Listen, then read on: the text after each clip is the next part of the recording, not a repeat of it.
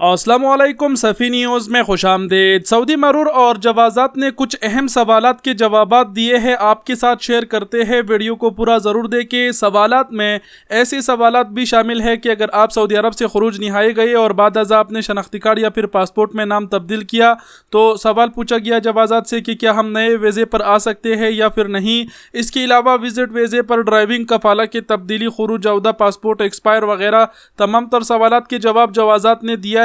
تو ویڈیو کو پورا ضرور دیکھیں۔ کہنے کا مطلب یہ ہے کہ یہ ویڈیو بہت معلوماتی ویڈیو ہونے والی ہے، خود بھی آخر تک دیکھیں اور ہو سکے تو دوسروں کے ساتھ بھی شیئر کریں۔ اور بنا ٹائم گوائے بڑھتے ہیں پہلے سوال کی جانب، جو اس حوالے سے ہے۔ جوازات کے ٹویٹر پر ایک شخص نے سوال کیا کہ مملکت میں 40 برس سے مقیم تھا، اپنے ملک کے قانون کے مطابق نام تبدیل کیا۔ نام کی تبدیلی قانونی طریقے کے مطابق انجام دی گئی تھی، جس میں اخبار میں اشتہار دینا اور دیگر تمام مروجہ قانون امور کی انجام دہی شامل تھی۔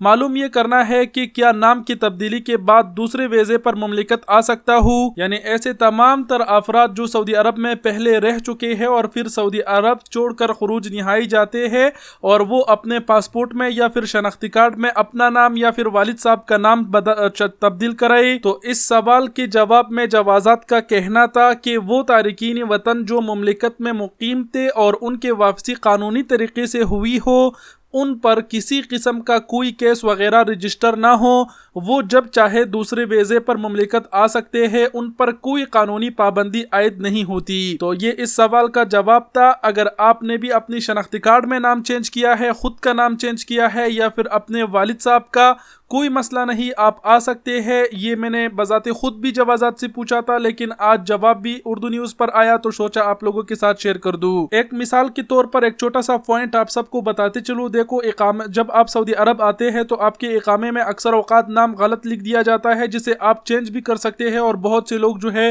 وہ بار بار نام چینج کرتے رہتے ہیں۔ تو یہ کوئی بڑا مسئلہ نہیں ہے، بس ضروری یہ ہے کہ آپ قانونی طریقے سے سعودی عرب چھوڑ کر گئے ہو۔ جوازات والے جب امیگریشن پر آپ پہنچتے ہیں تو آپ کے فنگرز چیک کرتے ہیں، نہ کہ آپ کو نام کو دیکھتے ہیں۔ تو یہ پہلے سوال کا جواب تھا۔ بڑھتے ہیں دوسرے سوال پر۔ دوسرا سوال ہے خروج عودہ کے حوالے سے۔ ایک شخص نے پوچھا ہے کہ اہلیہ کا خروج عودہ لگانے کے لیے فیس جمع کرائی اور خروج عودہ جاری کر لیا، مگر غلطی سے کینسل کا آپشن دب گیا، جس سے خروج عودہ کینسل ہو گیا۔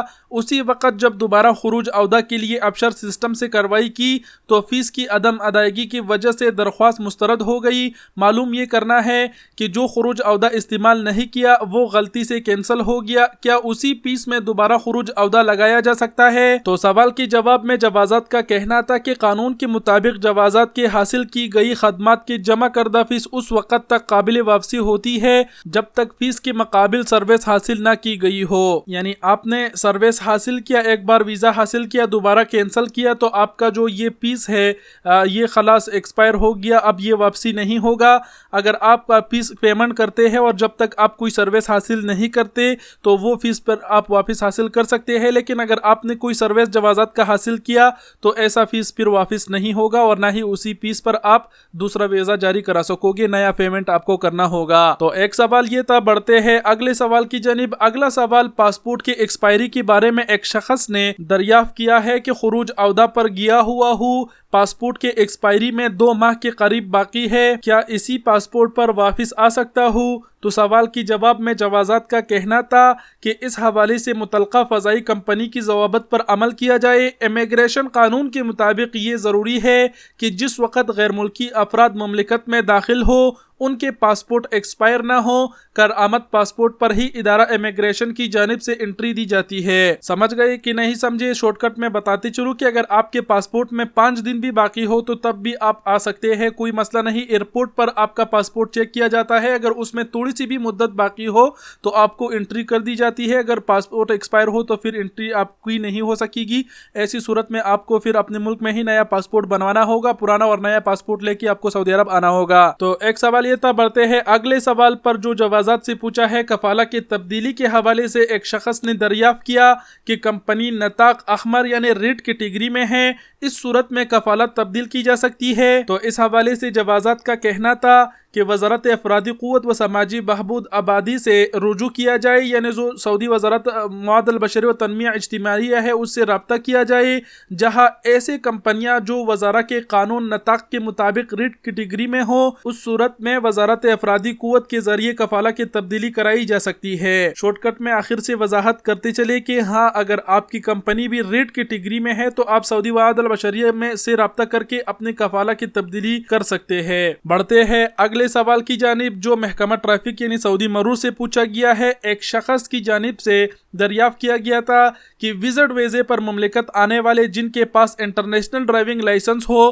وہ گاڑی چلا سکتے ہیں۔ تو سوال کے جواب میں ادارہ ٹریفک پولیس کا کہنا تھا کہ وزٹ ویزے پر سعودی عرب آنے والے زائرین کو کارآمد انٹرنیشنل ڈرائیونگ لائسنس پر گاڑی چلانے کی اجازت ہے، تاہم انہیں چاہیے کہ وہ قوانین پر سختی سے عمل کرے، یعنی جب تک آپ کا وزٹ ویزا ہوگا، اگر آپ کے پاس انٹرنیشنل ڈرائیونگ لائسنس ہے تو تب تک آپ سعودی عرب میں ڈرائیونگ کر سکتے ہیں، کوئی امر منع نہیں ہے۔ تو یہ تھے کچھ اہم سوالات کے جوابات جو سعودی مرور اور محکمہ ٹریفک سے موصول ہوئے، جس سے ہم نے آپ سب کو آگاہ کیا۔ امید کرتے ہیں اس ویڈیو سے آپ کو تھوڑا بہت فائدہ ضرور ملا ہوگا۔ ویڈیو دیکھنے کا بہت شکریہ، اپنا بہت سارا خیال رکھیے گا، اللہ حافظ۔